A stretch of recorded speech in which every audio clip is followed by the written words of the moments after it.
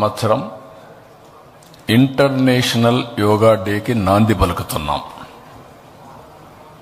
ఇటీవల కాలంలో నేను ప్రధానమంత్రి గారిని కలిసినప్పుడు వారు ఒకటి ఆఫర్ చేశారు. 10 సంవత్సరాలైంది యోగా డే జరుపుకుంటున్నాం. విశాఖపట్నం అనువైన ప్రదేశం, అక్కడ మీరు చేయగలుగుతారంటే హ్యాపీగా చేస్తామని చెప్పి నేను ఆమోదించాను. ఎందుకంటే మొట్టమొదటిసారిగా ప్రధానమంత్రి గారు యోగాని గుర్తించడమే కాకుండా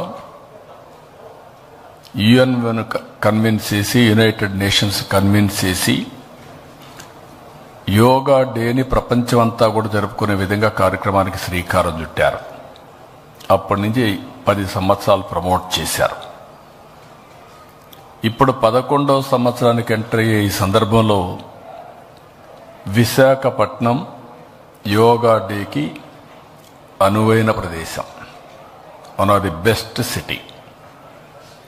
ఒక పక్క ఆర్కే బీచ్ నుంచి భోగాపురం వరకు ఇండియాలోనే ఇలాంటి ప్లేస్ ఎక్కడా ఉండదు. అలాంటి సుందరమైన నగరం, మంచి నగరం. అలాంటి నగరంలో అంతర్జాతీయ యోగా దినోత్సవం జరుపుకోవడం మనందరికి కూడా ఒక అదృష్టం. భవిష్యత్తులో యోగా అనేది అందరి జీవితాల్లో భాగం కావాలి, వే ఆఫ్ లైఫ్ కావాలి. ఈరోజు రోజుకు పోటీ ప్రపంచంలో పరిగెత్తున్నాం. టెక్నాలజీ ఏజ్లో బిజీ అయిపోయాం. ఈ టెక్నాలజీలో అయితే సెల్ ఫోన్ లేకపోతే, సెల్ ఫోన్ చూడలేకపోతే ఉండే పరిస్థితి లేదు. ఇవన్నీ కూడా టెన్షన్స్. అదే సమయంలో అనేక విధాలుగా ఆరోగ్య సమస్యలు వచ్చే ఈ సమయంలో దీనికి సరైన మార్గం ప్రివెంట్ హెల్త్కి yoga. There is no second thoughts. ఇది వారు చెప్పిన వెంటనే నేను ఒక 40 రోజుల నుంచి ఏం చేయాలని ఆలోచించాం. 1 మంత్ ఒక ప్రోగ్రాం ఇచ్చాం.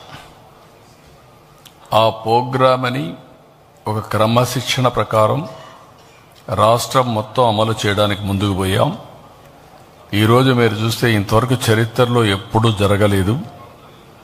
ఒక్క విశాఖపట్నంలో 5 లక్షల మంది యోగా చేయడానికి ఒక వేదికగా ఎంపిక చేసుకున్నాం. సింగిల్ లొకేషన్ 3 లక్షల కంటే ఎక్కువ సింగిల్ లొకేషన్లో ఉంటుంది. విశాఖపట్నం మొత్తం 5 లక్షల మంది యోగా చేయబోతున్నారు. అదే సమయంలో రాష్ట్రం మొత్తం ప్రధానమంత్రి గారు పిలిపించి దేశ